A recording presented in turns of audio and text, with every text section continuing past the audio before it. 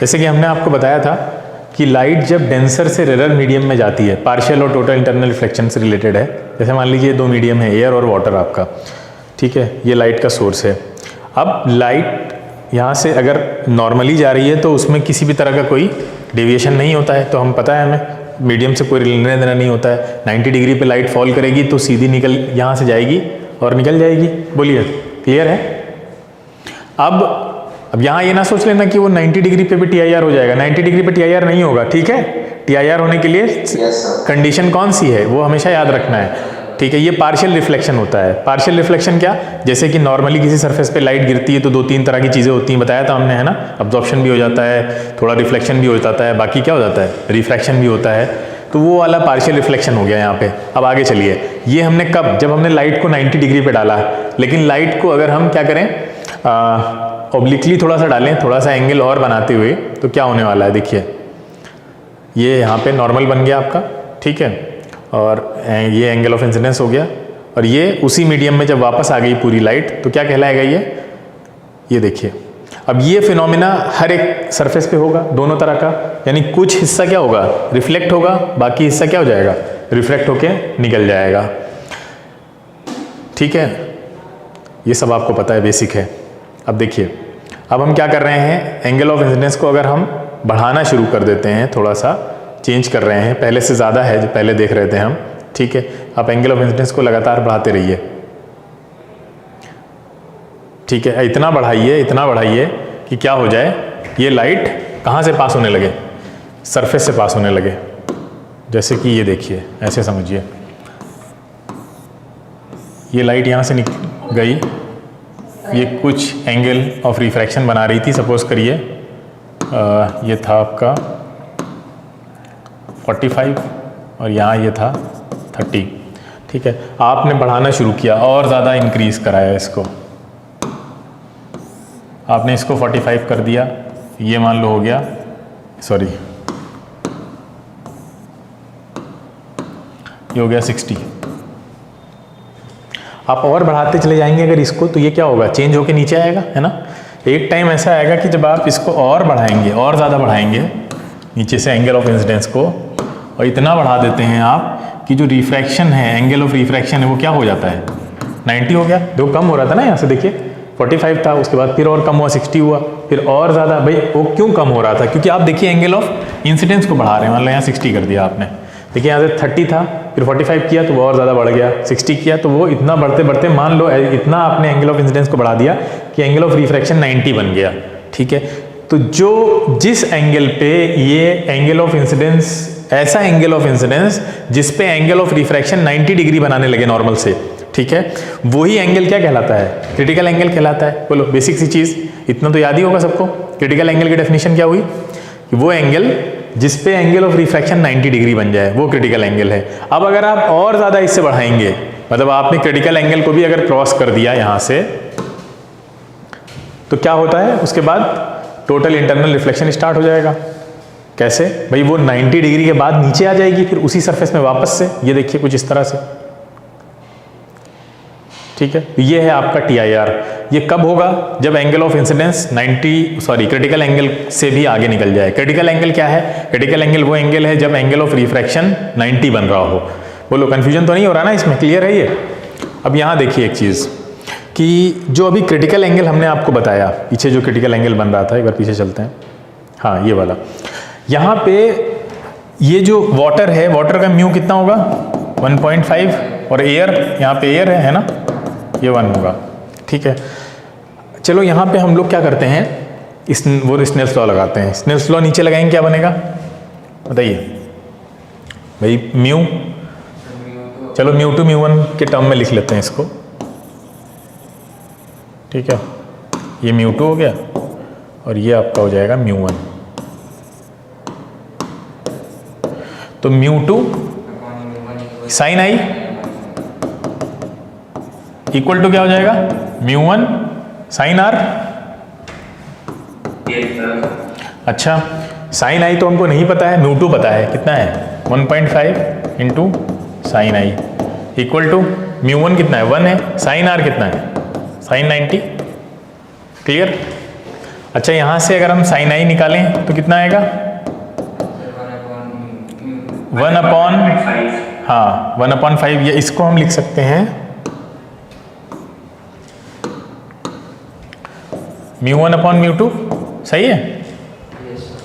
बताइए कितना सही समझ में आ रहा है? अच्छा ये जो आई है, साइन आई है जो, ये क्या है? ये IC तो है, क्रिटिकल एंगल ही तो है भाई। ये क्रिटिकल एंगल पे पहुंच गया ना, तो 90 हो रहा है।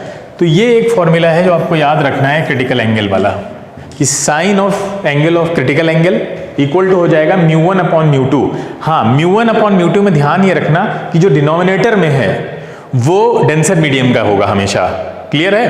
डिनोमिनेटर डेंसर मीडियम का होगा, या ये कह सकते हैं आप कि μ1/μ2 की वैल्यू हमेशा 1 से कम होनी चाहिए। इतनी बात समझ में आई? μ1/μ2 की वैल्यू हमेशा 1 से कम कब होगी? जब डिनोमिनेटर ज्यादा होगा न्यूमिनेटर से। बोलो क्लियर है? इसको ये याद रखना है यहाँ पे। दूसरी चीज ये है कि आप इस सेंस में भी याद रख सकते हैं कि साइन की वैल्यू कभी भी 1 से ज्यादा हो ही नहीं सकती। तो μ1/μ2 ग्रेटर देन 1 पॉसिबल नहीं है ना? साइन 90 सबसे बड़ी वैल्यू है ना साइन की। साइन 90 हाँ 1 होती है, तो साइन 90 से ज्यादा बड़ा तो कोई एंगल आ नहीं जाएगा। तो μ1/μ2 कभी भी ग्रेटर देन 1 नहीं हो सकते। क्लियर है ना? इधर से सोचो और उधर से जो हमने बताया अभी देख के आपको कि μ2 जो है वो हमेशा बड़ा होगा μ1 से। क्लियर है? अब एक और इसका स्पेशल केस है कि अगर μ1 एयर मान लेते हैं, आप कंसीडर कर लेते हैं μ1 को एयर कंसीडर कर लेते हैं, तो साइन IC क्या हो जाता है? 1/, बस इसमें क्या है, म्यू उस मीडियम में है पर्टिकुलरली, और जहां पे एक मीडियम को आप पहले ही एयर मान चुके हैं, तो म्यू जो होगा वो डेंसर मीडियम का ले जाएगा कंपैरेटिवली दूसरे वाले का। क्लियर है? तो ये फॉर्मूला आपने देखा होगा लिखा हर जगह। तो ये फॉर्मूला ऐसे आता है, सिंपल है, अगर आपको ये पता है, डेरिवेशन इससे पहले भी हमने कराया है क्लास में ये। ठीक है? तो ये चीज़ आपको याद रखनी है। ये कॉम्पिटिशन के लिहाज से भी बहुत इंपॉर्टेंट है, और आपके एग्जाम में भी इससे रिलेटेड एक न्यूमेरिकल छोटा सा पूछ सकते हैं। बहुत आसान न्यूमेरिकल होते हैं, कोई मुश्किल नहीं है। ठीक है? इतनी बात समझ में आई किसी को? कोई डाउट तो नहीं? बोलिए। चलिए फिर आगे चलते हैं। तो ये TIR कब हो जाएगा? जब I ग्रेटर देन IC हो। ये सबसे बड़ी कंडीशन है। TIR की कंडीशन पे सवाल आएंगे कि कंडीशन बताइए, तो 2 ही कंडीशन आपको याद रखनी है। लाइट को डेंसर टू रेयर जाना है, और दूसरी कंडीशन क्या है कि I ग्रेटर देन IC होना चाहिए। क्लियर है इतना? बस यही 2 कंडीशन है, और तीसरी कोई कंडीशन आपको याद नहीं रखनी है। ठीक है? ये देखिए, तो प्रैक्टिकल है पूरा कि कैसे TIR आप घर पे भी करके देख सकते हैं। ठीक है? अभी ये नॉर्मली रेस को भेज रहे हैं, थोड़ा सा टिल्ट करके ऑब्लिकली भेजना शुरू करेंगे। अभी नॉर्मली तो हमें पता है कुछ नहीं होना है। अब ये आपको दिख रहा है ना, ग्लास स्लैब से जा रही है रेयर मीडियम में, डेंसर टू रेयर, पहली तो कंडीशन सेटिस्फाई हो ही रही है। यहाँ पे तुम लोग को दिख रहा है वहाँ पे? हाँ दिख रहा होगा। यस। तो यहीं पे अटक गए। हाँ, ये बहुत अच्छा यूज़ है इसका, जो हमने बताया था, जो फाइबर केबल्स होते हैं जिससे इंटरनेट आपके घर में पहुँच रहा है। ठीक है? तो वो बहुत अच्छा आपका प्रैक्टिकल यूज़ है किसका? TIR का। TIR का प्रैक्टिकल डेमोन्स्ट्रेशन है ये, कि टोटल इंटरनल रिफ्लेक्शन के थ्रू ही ऐसे ही लाइट जो कि वायर होते हैं, फाइबर वायर होते हैं, उनके थ्रू भेजी जा रही है। बहुत तेज़ चलती है। ठीक है? ये तो आपने देखा होगा, ये तो ब्यूटिफिकेशन में यूज़ होते हैं इस तरह के फ्लावर पॉट। तो ये जो वायर दिख रहे हैं आपको, यही फाइबर है। वो जो नेट का जो वायर होता है, फाइबर नेट का, उसके अंदर ऐसे ही पतले पतले वायर होते हैं, बहुत पतले, बिल्कुल बाल से भी महीन कह सकते हैं आप। और ये देखिए लाइट ही तो है इसके अंदर आप भेज रहे हैं। यहाँ पे दिखाया भी जा रहा है दूसरी साइड पे, जब ये टॉर्च इसके अंदर जला रहे हैं तो ये देखिए दूसरी साइड से निकल भी रहा है। यहाँ पे देखिए, तो बहुत तेज़ एक तो स्पीड से जो है वो चलती है उसके अंदर, लाइट की स्पीड से। ये एटमॉस्फेयर में आपको पता है कि जो एटमॉस्फेरिक रिफ्रैक्शन का फिनोमेना होता है, ठीक है, उसके कुछ एग्जांपल्स हमें पता होने चाहिए। आपको पता है एटमॉस्फेयर में हम जैसे जैसे ऊपर जाएंगे, जो हवा है वो भारी होती चली जाती है। भारी मतलब प्रेशर बढ़ता चला जाता है ना? भारी होती चली जा रही है। भारी, अगर हवा भारी है तो वो डेंसर कहलाएगी। बोलो, हवा अगर भारी है तो उसमें क्या आ गया? मॉइस्चर ऐड हो गया होगा। कैसे भारी हो गई है? तो ठंडी हो गई है हवा, ऊपर चलते जा रहे हैं, टेम्परेचर कम हो गया है, तो वो डेंसर हो गई है ना? टेम्परेचर कम होता जा रहा है तो म्यू बढ़ता चला जाएगा। क्लियर है? तो म्यू, यहाँ की रे का जो म्यू होगा उससे कम ये, उससे कम ये, नीचे आएंगे तो कम होता चला जाएगा। अच्छा, एक चीज़ ये भी याद रखिए कि पूछेगा हवा अगर कहीं पे हवा का टेम्परेचर अगर काफ़ी ज़्यादा है, बढ़ा दिया गया है, तो वो हवा कैसी होगी? हल्की होगी।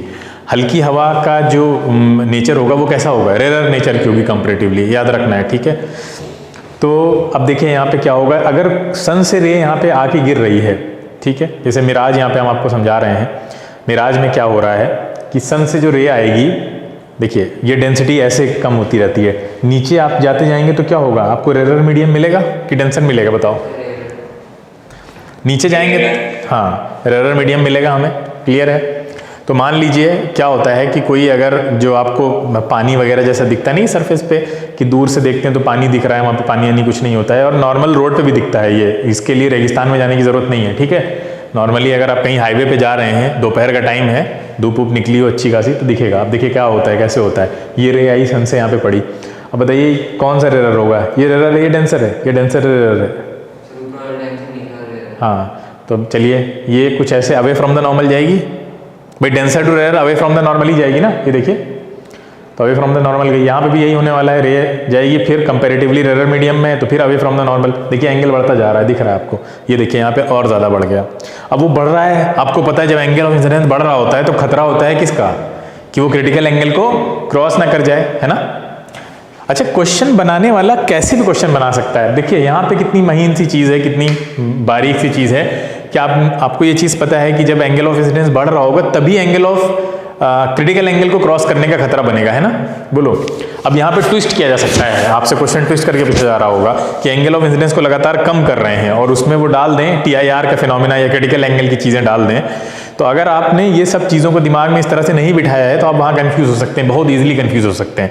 अदरवाइज जिस बच्चे को ये चीज़ें बिल्कुल क्लियर है वो पहले ही नलीफाई कर देगा कि अगर एंगल कम हो रहा है तो वहाँ पर TIR की पॉसिबिलिटी है क्या कोई? बताओ। एंगल पहले 30 था, 30 से उन्होंने 25 कर दिया, 20 कर दिया, क्या यहाँ TIR की पॉसिबिलिटी बन सकती है किसी केस में? एक पॉसिबिलिटी बन सकती है, क्या बन सकती है? नहीं, डेंसर टू रेयर जा रहा है, तो ठीक है, डेंसर टू रेयर क्या फिर से बोलो सर। जैसे for example glass of case है, अगर उसमें एंगल ऑफ इंसिडेंस 100 है और तब भी उसमें कम करे तो भी फिर थोड़ी देर तक होगा TIR। हाँ, नहीं मतलब मैं वहाँ से कम कर रहा हूँ कि क्रिटिकल एंगल को पहुँचा ही नहीं है अभी। मान लीजिए कि 40 है क्रिटिकल एंगल और आपने उसको 40 से नीचे लाना शुरू कर दिया है, तो 40 से नीचे तो TIR पॉसिबल होगा ही नहीं ना किसी तरह से, 40 के ऊपर ही TIR मिलेगा हमें, है ना।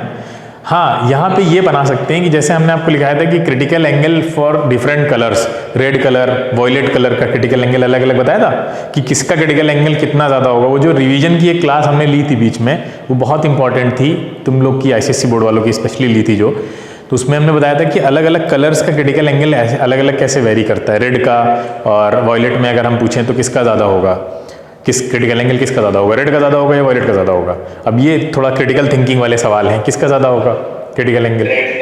है रेड का, क्यों? किसी का म्यू अगर सबसे ज़्यादा है तो उसका क्रिटिकल एंगल कम होना चाहिए, ज़्यादा कैसे होगा? सोच के बताओ।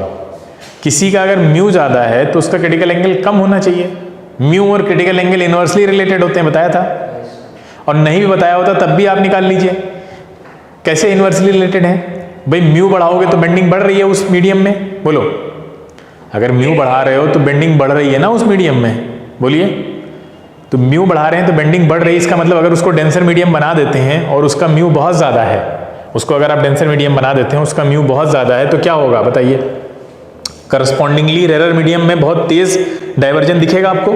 अरे अगर किसी का डेंसर, हाँ, तो वो बहुत तेज़ी से उधर भागेगी, इसका मतलब बहुत जल्दी क्रिटिकल एंगल अचीव हो जाएगा, क्योंकि वो 90 पे आ जाएगा और 90 के बाद सीधे फिर नीचे आना शुरू।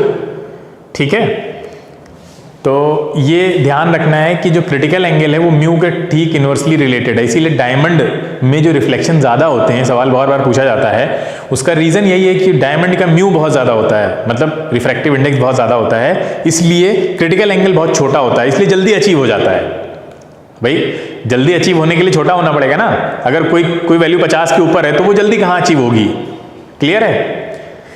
तो अब यहाँ पे देखिए, यहाँ पे क्या हो रहा है, लगातार एंगल ऑफ इंसिडेंस बढ़ता चला जा रहा है, ठीक है, सॉरी एंगल ऑफ रिफ्रैक्शन यहाँ पे लगातार बढ़ता चला जा रहा है, बढ़ता चला जा रहा है, तो करस्पॉन्डिंगली अगले सरफेस के लिए एंगल ऑफ इंसिडेंस बढ़ रहा है, ठीक है। तो क्योंकि भाई ये दोनों ऑल्टरनेट एंगल की तरह ही तो आ रहे हैं ना, भाई ये ज़्यादा है तो अगले पे एंगल ऑफ इंसिडेंस ज़्यादा हो जाएगा। अब ये बढ़ता बढ़ता इतना हो जाता है कि क्या क्रिटिकल एंगल से पार आगे निकल जाता है, तो फिर यहाँ पे फिर अब रिफ्रैक्शन बंद हो जाता है, क्या स्टार्ट हो जाता है, TIR स्टार्ट हो जाता है। तो अब TIR स्टार्ट हो जाएगा तो यही रे है, भाई बताया ना, आँख क्या करेगी, ये जो रे है ये कहाँ से आ रही है, सन से आ रही है, आँख क्या करेगी, इसको पीछे प्रोड्यूस करेगी, पीछे प्रोड्यूस करेगी तो क्या लगेगा उसको कि यहाँ कहीं आसमान की तरह दिखेगा ना, भाई आसमान से रे आ रही है तो आपको नीचे स्काई दिखने लगेगा, तो पानी का कलर वही कलर सेम ही होता है। सर बट जो लास्ट सर लेयर है उसके नीचे और भी उससे रेयर मीडियम होगा। सर रेयर मीडियम से जब डेंसर मीडियम में जा रही है तब तो TIR नहीं होता। नहीं तो वो सॉलिड सरफेस है ना, अगर उससे पहले ही अचीव हो गया वो, तो कितना भी आगे आप कोई भी मीडियम मिले आपको वो मैटर नहीं करेगा ना। मैटर ये कर रहा है कि जो एंगल ऑफ इंसिडेंस है अगर वो क्रिटिकल एंगल को क्रॉस कर गया तो फिर उसके बाद के सरफेस कोई मैटर करेंगे ही नहीं, कैसे भी हों, भाई क्यों मैटर करेंगे। अगर मान लो वो यहाँ अचीव हो जाता तो वो यहीं से रिफ्लेक्ट कर जाती, वो क्या वो अगले मीडियम का वेट करेगी क्या, बोलिए। अगले मीडियम तो कंपैरेटिवली तो उसके लिए रेयर ही होगा ना वो। सर बट अगर सर क्या एयर से सर लास्ट में ब्रेक नहीं है सर, क्या तब कभी भी सर TIR हो सकता है रेयर मीडियम से डेंसर मीडियम में? नहीं सर, सर जब हम लोग एयर टू सर ग्लास पे सर तब TIR हो तो वो रेयर मीडियम डेंसर मीडियम ही तो हो गया, तो कैसे होगा सर, तो वही यहाँ पे काहे कैसे, ये तो डेंसर टू रेयर आ रही है। हाँ हाँ सर सर कहाँ बैठे रहते हो। हाँ, दूसरा फिनोमेना क्या है, ट्विंकलिंग ऑफ स्टार वाला। ट्विंकलिंग ऑफ स्टार के लिए क्या रिस्पॉन्सिबल, अब ये एक चीज़ समझिए पहले, पॉइंट सोर्स क्या होता है, ठीक है, और एक्सटेंडेड सोर्स क्या होता है। पॉइंट सोर्स है, तारे पॉइंट सोर्स हैं। पॉइंट सोर्स का मतलब ये होता है कि कोई चीज़ अगर बहुत दूर है और एक पॉइंट की तरह दिख रही है आपको, क्यों उसको पॉइंट क्यों बोल रहे हैं, क्योंकि वो आपको उसके सारे पार्ट्स अलग अलग नहीं दिख रहे हैं। क्यों नहीं दिख रहे हैं, क्योंकि सारे पार्ट से लाइट आप तक नहीं पहुंच रही है, सिंपल सी चीज़ है। ऐसे सोर्स को पॉइंट सोर्स बोला जाता है। तो स्टार जो है वो पॉइंट सोर्स की तरह एक्ट करते हैं। अब स्टार से रे आप चली और जब तक बाहर रहती है, एटमॉस्फेयर के अंदर एंटर नहीं हुई है, तो सारा एक ही मीडियम है, ठीक है। लेकिन जब अंदर एंटर करेगी तो ये डेंसिटी बढ़ती है, यहाँ की दिख रहा है आपको, बोलो कम बाहर के कंपैरिजन में तो डेंसर कहलाएगा ना, ये क्लियर है, वैक्यूम में बाहर। तो अब यहाँ क्या होने जा रहा है आपको पता है, ठीक है, लो एयर डेंसिटी है और अंदर क्या है, एटमॉस्फेयर होने की वजह से एयर डेंसिटी हाई हो जाएगी, तो रेयर टू डेंसर जाएगा। देखिए कैसे होगा, रेयर मीडियम डेंसर मीडियम। अब देखिए यहाँ पे देखते हैं सही से, ये अब ये रेयर टू डेंसर आ रही है, टुवर्ड्स द नॉर्मल बेंड करेगी, देखिए, ठीक है, और जाइए और टुवर्ड्स द नॉर्मल, और टुवर्ड्स द नॉर्मल, ठीक है। अब आपकी आंख में पहुंच रही है, वही चीज़ है, हमारी आंख सीधे स्ट्रेट लाइन में देखती है, तो ये क्या करेंगे, इसको स्ट्रेट सीधे प्रोजेक्ट कर देगी पीछे। अब ये पीछे प्रोजेक्ट करेगी तो क्या दिखेगा आपको, ठीक है, ये जो रे है ये यहाँ तो नहीं दिखेगी, जाएगी, क्लियर है, बेंड होती हुई आ रही है, तो ये कैसे दिखेगी आपको, ये देखिए ऐसी आई है, और आपकी आंख ऐसे इसको पीछे प्रोड्यूस करेगी, और पीछे प्रोड्यूस करेगी तो वो बिल्कुल अलग पोजीशन पे दिखेगा। अब ये क्यों हुआ है, क्योंकि जो एटमॉस्फेयर है वो डेंसर है, पहली चीज़ तो ये। दूसरा ये कि उसकी डेंसिटी लगातार वेरी कर रही है, ठीक है, एयर की डेंसिटी यूनिफॉर्म नहीं है एटमॉस्फेयर में, कहीं पे ज़्यादा हो जाती है। मैंने बताया ना कि कहीं हवा हल्की है, कहीं भारी है, तो डेंसिटी कम ज़्यादा हो रही है। जब डेंसिटी कम ज़्यादा हो रही है तो सबसे बड़ी चीज़ ये है कि इसकी जो ये जो इमेज बन रही है वो अभी भी यहीं पे नहीं रहेगी, थोड़ी थोड़ी देर के बाद चेंज होती रहेगी, ठीक है। तो कोई भी ऑब्जेक्ट अगर बहुत ज़्यादा दूर है आपसे और उसकी इमेज, उसकी जो इमेज की पोजीशन है वो लगातार बदल रही है, और इतना दूर है कि आप उसको करेक्टली ऑब्जर्व नहीं कर सकते कि अभी यहाँ था अभी यहाँ चला गया, ठीक है, तो आपको क्या लगेगा, वो ट्विंकल करता हुआ लगेगा, सिंपल सा है फिनोमेना ये। तो इसके लिए कौन जिम्मेदार है, इसके लिए आपका एटमॉस्फेरिक रिफ्रैक्शन जिम्मेदार है, और जो एपरेंट पोजीशन और रियल पोजीशन बनती है और वो लगातार स्विच होती रहती है, कभी यहाँ कभी यहाँ कभी यहाँ, तो आपको दूर से ऐसे लगता है कि वो क्या कर रहा है, ट्विंकल कर रहा है, ठीक है, क्लियर है, समझ में आया। तो इसका फिनोमेना का रीजन अगर आपसे पूछा जाता है तो सिंपल एक ही रीजन है, क्या, एटमॉस्फेरिक रिफ्रैक्शन। लगातार जो रिफ्रैक्टिव इंडेक्स है वो बढ़ता चला जाता है जैसे जैसे लाइट रे अंदर आ रही है, ठीक है। हाँ, दूसरा सवाल ये भी होता है कि प्लैनेट्स क्यों नहीं दिखते हैं ट्विंकल करते हुए, भाई स्टार दिखते हैं, प्लैनेट्स क्यों नहीं दिखते। दूसरी चीज़ वही सबसे पहला जवाब यही है कि प्लैनेट्स उतने दूर नहीं है जितने दूर स्टार हैं। कोई चीज़ अगर ज़्यादा दूर नहीं है तो वो फिर पॉइंट सोर्स की तरह एक्ट नहीं करेगी, एक एक्सटेंडेड सोर्स की तरह एक्ट करेगी। एक्सटेंडेड सोर्स का मतलब ये है कि उसके बाकी हिस्सों से भी लाइट आप तक पहुँच रही है, ठीक है, बाकी फिगर भी आप उसको देख पा रहे हैं। तो जब बाकी हिस्सों से भी लाइट पहुँच रही है तो फिर ऐसे ऑब्जेक्ट की पोजीशन में चेंज को ऑब्जर्व किया जा सकता है कि अगर वो जैसे सामने अभी आप लोग बैठे हैं, राघवेंद्र सामने बैठे हैं, तो राघवेंद्र लगातार यहाँ से वहाँ, वहाँ से यहाँ अगली पोजीशन स्विच करें तो ये मुझे चमकते हुए नहीं दिखेंगे। क्यों? क्योंकि इनकी पूरी बॉडी से रेस हम तक पहुँच रही हैं, तो मैं करेक्टली ऑब्जर्व करके बता सकता हूँ कि अभी यहाँ थे, यहाँ पहुँचे, अभी यहाँ पहुँचे, यहाँ पहुँचे। क्लियर है? हाँ, ये इतने दूर चले जाएं और फिर वहाँ डांस करें ऐसे, तो हम नहीं बता पाएंगे कि ये एक्चुअली में डांस हो रहा है या चमक रहे हैं, ये ट्विंकलिंग हो रही है। क्लियर है? तो प्लैनेट्स के केस में एक बड़ा ऑब्जेक्ट है, एक पॉइंट सोर्स नहीं बल्कि एक्सटेंडेड ऑब्जेक्ट की तरह एक्ट करता है। रेज तमाम सारी आ रही होती है, मैक्सिमम रेस पहुंचती हैं हम तक। तो मैक्सिमम रेस जब पहुंचती हैं तो फिर उसकी पोजीशन में जो चेंज है वो ऑब्जर्वेबल होता है, ठीक है।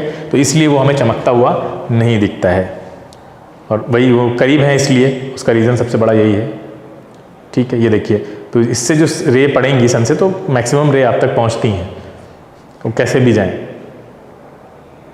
ठीक है। तो average position and the total average brightness same ही रहती है प्लैनेट्स की, वो ट्विंकल नहीं करते हैं। तो इसका रीज़न आपको पता होना चाहिए, ठीक है। एटमॉस्फेरिक रिफ्रैक्शन का एक बहुत ही अच्छा एग्जाम्पल है आपका डिलेड सनसेट और एडवांस सनराइज, ठीक है। सूरज निकलने से पहले ही दिखने लगता है और डूबने के बाद भी दिखता रहता है, जिसको डिलेड सनसेट कहते हैं। एडवांस सनराइज का मतलब है पहले ही निकल आया, अभी निकला नहीं है, होराइजन के नीचे, ये होराइजन की लाइन है, होराइजन के नीचे है। अब कैसे दिखने लगता है हमको पहले ही? उसका रीज़न क्या है? अब रे यहाँ से चलेंगी, ठीक है, यहाँ से रे चलेंगी, आप खुद ही देखिए, आप ये देखिए, अब रे यहाँ से चल रही हैं तो वो लगातार एटमॉस्फेयर में जाने के बाद बेंड करेंगी, बेंड करते करते करते करते मान लीजिए यहाँ पहुँच गई। अब आप यहाँ खड़े हुए हैं अगर, तो यहाँ से अगर आप ऑब्जर्व करेंगे तो सोचिए कहाँ जाएगा? यहाँ दिखेगा ना सन आपको, कहीं ऊपर की तरफ। बोलिए, क्लियर है? ये तो बहुत आसान सा कॉन्सेप्ट है, इसमें कुछ भी नहीं है।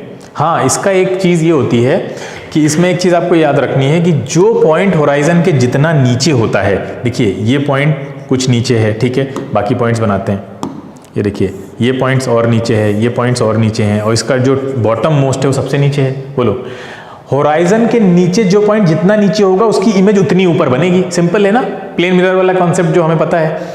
तो इसकी इमेज बनना शुरू होगी तो खुद ही सोचिए सबसे पहले किसकी बनेगी यहाँ पे? ये टॉप वाले की। अरे टॉप वाले की तो बनेगी, बोलो। फिर उसके बाद उसके नीचे वाले की, ऐसे है ना, उसके बाद उसके नीचे वाले की, ऐसे ही तो बनेगी, बताइए। सबसे ऊपर बनेगी, हाँ। तो सबसे ऊपर फिर किसकी इमेज जाएगी? इसकी जानी चाहिए। कैसी बनेगी? हाँ, इन्वर्टेड बनेगी, लेकिन इसकी इमेज ऊपर जाएगी, है ना भाई। जो पॉइंट जितना नीचे है उसकी इमेज उतना ऊपर बनेगी। चलो सीधी बन रही है मान लेते हैं 2 मिनट के लिए, यहाँ प्लेन मिरर तो रखा नहीं है, मान लेते हैं सीधी इमेज बन रही है। सीधी इमेज बन रही होगी तो ये जो पूरा गोला दिख रहा है ये इतना नीचे है, यानी कम नीचे है ये भाई, होराइजन से कम नीचे है ना, बोलो। तो इसकी इमेज मान लो यहाँ ऊपर बनी, यहाँ पे कहीं बन गई। उसके नीचे वाला जो ऑब्जेक्ट है वो और ज़्यादा नीचे है, यहाँ बन गई, यहाँ बन गई। इस तरह से पूरे ऑब्जेक्ट की जो इमेज यहाँ पे ऐसे बनेगी आपकी, तो जो बॉटम मोस्ट ऑब्जेक्ट है, बॉटम मोस्ट जो पॉइंट है वो तो बहुत ज़्यादा नीचे है, तो उसकी जो इमेज बनेगी वो और ऊपर बनना चाहेगी ना, ज़्यादा ज़्यादा ऊपर बनना चाहेगी ना इससे, इस वाले से। बोलिए, तो आपको नहीं लगता है कि जब ये और ज़्यादा ऊपर बनना चाहेगी तो यहाँ पे सन कुछ पिचका सा लगेगा? देखिए कुछ इस तरह से, जैसा यहाँ दिख रहा है वैसा नहीं दिखेगा, कुछ ऐसा पिचका सा दिखेगा, यानी यहाँ से नीचे से कुछ दबा हुआ। और यही एक इम्पॉर्टेंट चीज़ है कि ये तो पता रहता है कि भाई ये क्यों बन रहा है, जो एडवांस सनराइज है वो क्यों दिख रहा है, रिफ्रैक्शन की वजह से दिख रहा है। दूसरा सवाल ये होता है कि वो पिचका हुआ क्यों होता है, थोड़ा सा दबा हुआ क्यों होता है ओरिजिनल से? दबा हुआ इसीलिए होता है कि जो पॉइंट होराइजन के जितना नीचे होगा वो उसकी इमेज होराइजन पे उतना ऊपर बनने की कोशिश करेगी। तो बॉटम मोस्ट पॉइंट सबसे नीचे होता है, तो बॉटम मोस्ट पॉइंट की इमेज और ऊपर भागेगी, ऊपर भागेगी तो वो कैसा दिखेगा? बल्ज टाइप का, मतलब बीच से दबा हुआ दिखेगा। इसीलिए जो एस्ट्रोनॉमर होते हैं वो सनराइज और सनसेट के टाइम पे कभी भी प्लैनेट्स की या सन की फोटो लेने की कोशिश नहीं करते, उनको पसंद नहीं उस टाइम पे लेना, क्योंकि सही आएगी नहीं उस पे, उस टाइम पे ये फिनोमेना चल रहा होगा। तो इसको आपको ध्यान रखना है कि क्यों ऐसा होता है, ठीक है। ऐसे ही सनसेट में होता है, सिंपल है। सनसेट में भी यही है, पहले अंदर चला गया है, अब आपको ऊपर जो दिख रहा है वो अपरेंट हो गया। ठीक है, ये देखिए यहाँ पे तो दोनों ही सेम केसेस हैं, बिल्कुल एग्जैक्टली सेम केसेस हैं, सनराइज वाला भी और सनसेट वाला। ठीक है, सनसेट में डूब गया उसके बाद भी दिखता रहता है, सनराइज में निकला नहीं है उससे पहले ही दिखना शुरू हो जाता है। ठीक है, तो ऊपर जो दोनों दिख रही हैं वो दोनों अपरेंट पोजीशंस हैं आपकी। ठीक है, तो ये कुछ चीज़ें थी जो हमें करना था, हम कुछ क्वेश्चंस कर लेते हैं उसके।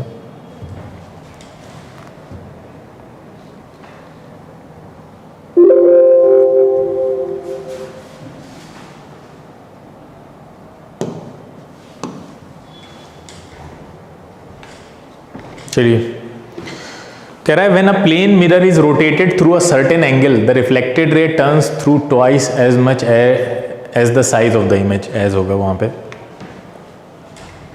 कितना?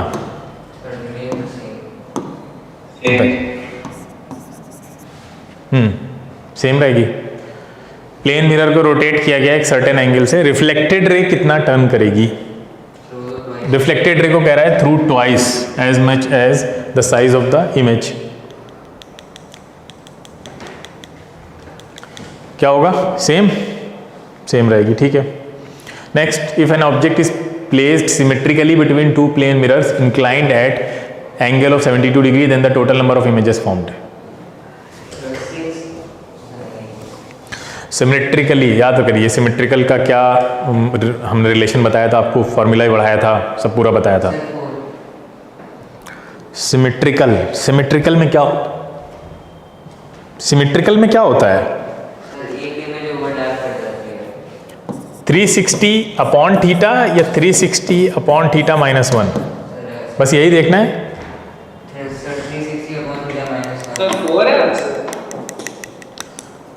पता नहीं है अभी आंसर कितना है, इसमें से कौन सा फॉर्मूला लगेगा ये बताओ, इसी पे डिपेंड करेगा। 360 माइनस 1 प्लस वो n माइनस 1 अगर ऑड आएगा तो वो होता है सिमेट्रिकल, तो n माइनस 1 होगा n माइनस 1 होगा आंसर। n कितना आ रहा है यहाँ से? सर 360 अपॉन 72 सर 5 है, तो 4 होना चाहिए सर। 5 कितना है? ऑड है। यस, तो क्या सिमेट्रिकल बोला तो n माइनस 1 होता है। इवन में तो कुछ देखना नहीं होता है, ऑड में 2 केसेस देखे थे हमने। Yes sir. हाँ, तो ऑड में क्या देखा था? सिमेट्रिकल है तो n माइनस 1 और सिमेट्रिकल नहीं है तो पक्का सर यही याद आ रहा है सर। सही है, ठीक है। Okay sir. Which statement is true for the reflection of light? 90 degree है ये, ठीक है।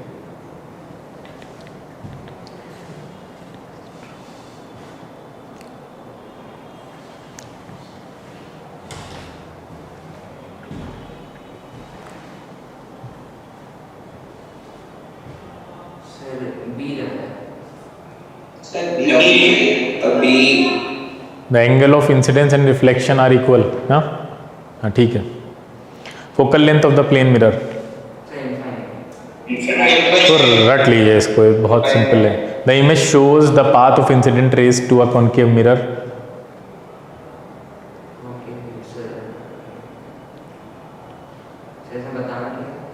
मिसिंग है वही वाला पार्ट मुझे लगा।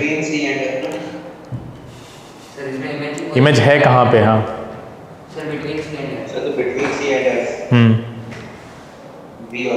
सही है।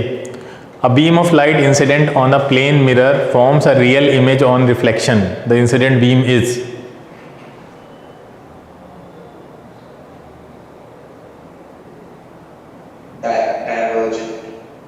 divergent. प्लेन मिरर पे इंसिडेंट बीम पर गिर रहा है, प्लेन मिरर पे, और क्या बोल रहे हैं?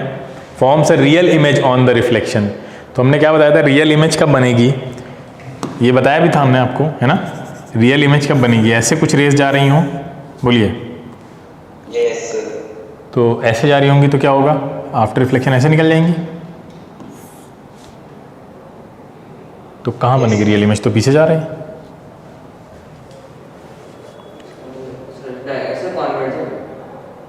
बट डाइवर्जेंट में तो नहीं बन रही है, डाइवर्जेंट में तो आपको दिख रहा है यहाँ बन रही है आके, तो वर्चुअल है। तो डाइवर्जेंट में तो वर्चुअल है, कन्वर्जेंट लेकर आए अगर हम लोग, हाँ यहाँ बनेगी, साफ साफ दिख रहा, बनेगी, भाई ये आएगी ना ऐसे, ये देखो, और इसी का फिर हम बोलते हैं क्या है पीछे, वर्चुअल ऑब्जेक्ट होगा कहीं यहाँ पे कहीं, बताइए कैसे बोला है डाइवर्जेंट? डाइवर्जेंट में कहाँ बनती है? डाइवर्जेंट में तो वर्चुअली बनती है, और वो जो हम लोग के फेस से भी जाती है निकल के, वो सब डाइवर्जेंट ही होती है। तो यहाँ पे तो कन्वर्जेंट है ना। इतनी छोटी छोटी चीज़ें आप लोग मिस कर रहे हो, बताई गई हैं तब भी। N object is placed at a distance of 40 in front of a concave mirror, focal length 20, image produced is. बहुत आसान है, बहुत आसान है, देखते ही लगा देना चाहिए। जब फोकल लेंथ 20 है, ऑब्जेक्ट 40 पे रखा है, इसका मतलब ऑब्जेक्ट सी पे रखा है।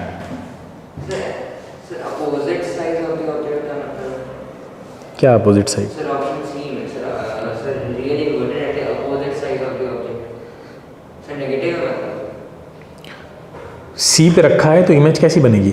नहीं सर जो ऑप्शन सर सी ऑप्शन में ऑपोजिट साइड का काम करता हां है। Sir C option real inverted and of the opposite size as that of the object, real inverted and the same size. अरे बिल्कुल मतलब है, मतलब ये है कि उधर कहीं बन रहा है।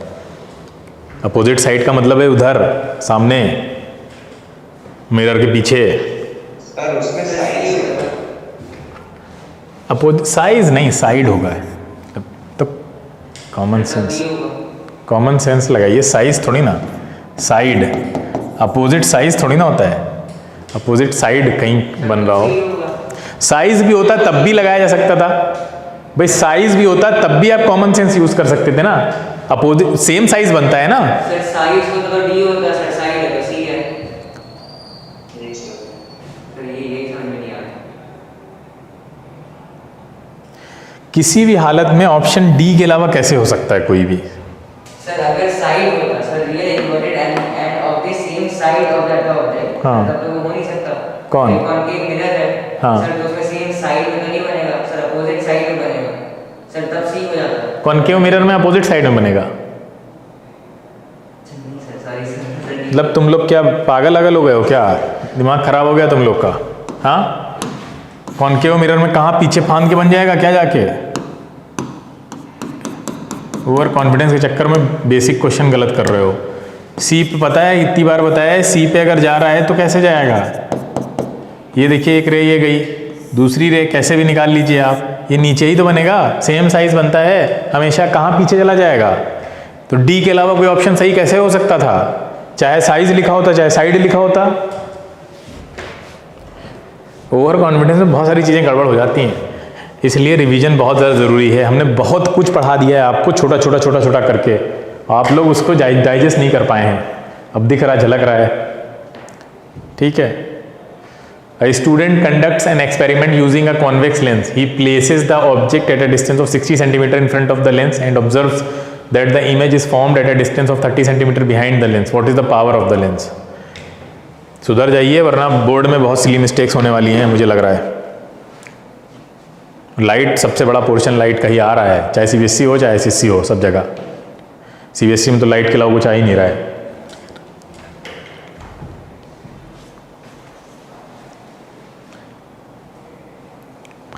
और लाइट के हमने मुझे लगता है 200 से ज़्यादा क्वेश्चन करा दिए हैं अब तक, multiple choice, case based, assertion reasoning सब कराया है।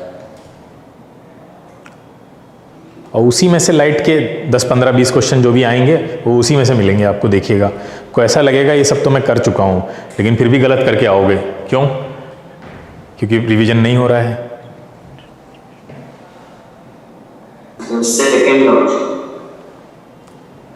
डायोप्टर, वो उससे पहले आपको फोकल लेंथ निकालनी पड़ेगी। फोकल लेंथ निकाल लीजिए, क्वेश्चन आसान है।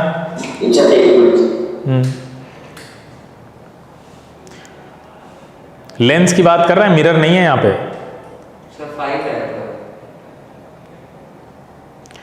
और उसको मीटर में चेंज करिएगा भाई। यू देखिए, एक फॉर्मूला वो वाला वैसे भी याद रखिए। चलो अच्छा ठीक है, छोड़ो, वो बताने की जरूरत नहीं है। आप डायरेक्ट 1/f से भी निकालिए तब भी वही आएगा।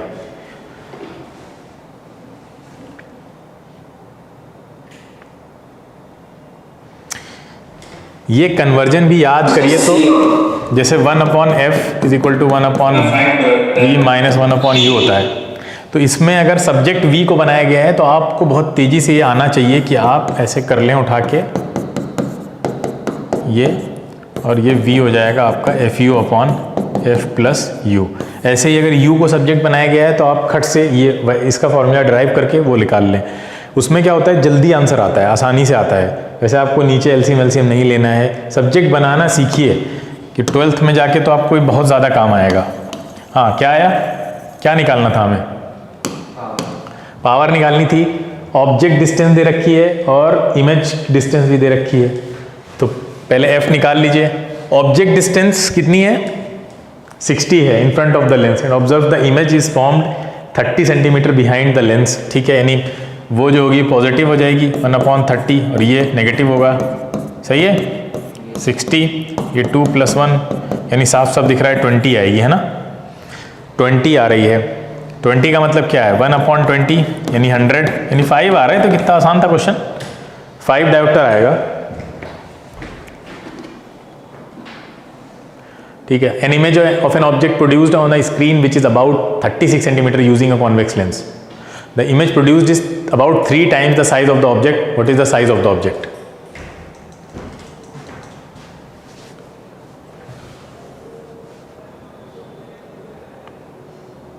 अच्छा क्वेश्चन है।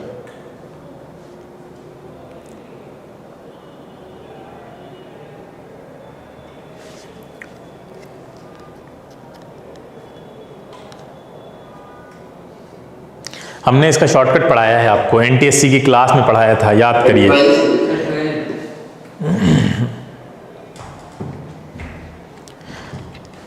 36 सेंटीमीटर की स्क्रीन है ना? स्क्रीन साइज दिया हुआ है या नहीं? इमेज दी हुई है। हाँ, तो वो 3 times पहले ही बोल रहा है, तो क्वेश्चन में कुछ बचा ही नहीं। तो क्या लिख रहे थे तुम लोग हैं? और इतना टाइम किस में लगा रहे थे? मतलब क्वेश्चन देखने के बाद आप क्या कर रहे थे? कितना आसान क्वेश्चन था, सब कुछ तो उसने वहीं करके दे दिया आपको। Image found by a convex spherical mirror, convex spherical mirror, simple convex mirror की बात कर रहा है क्या? वो हमेशा वर्चुअली तो बनाता है, बताइए। कुछ नहीं सोचना था। चलो बाकी क्वेश्चन बाकी टर्म पे देखेंगे।